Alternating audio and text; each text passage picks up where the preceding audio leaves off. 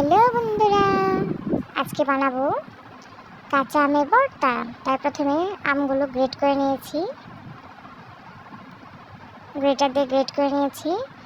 এখন শুকনো লঙ্কাগুলো পুড়ে নিয়েছি, পুরো এখন টিপে টিপে মেখে নেব।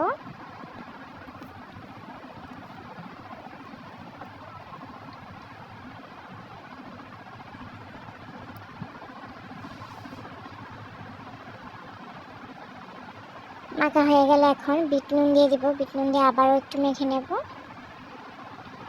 তারপর কালো জিরা দিয়ে দিলাম, তারপর পরিমাণ মতো চিনি দিয়ে দিয়েছি। তারপর আবার একটু ভালো করে মেখে নেব। মেখে এখন পুরো সব আমের সাথে সবগুলো মিক্স করে নেব।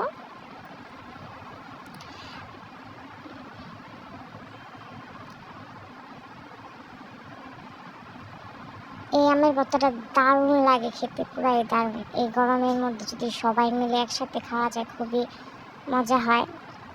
তারপর বাইরে থেকে লেবু পাতা নিয়ে আসলাম, গাছ থেকে পেড়ে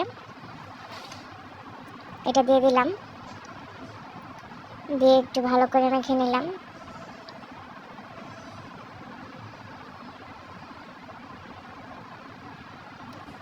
এই তো রেডি হয়ে গেল মাখা। দেখুন, দেখে জিভে জল চলে আসলো। এই তো রেডি কাঁচা আমের ভর্তা।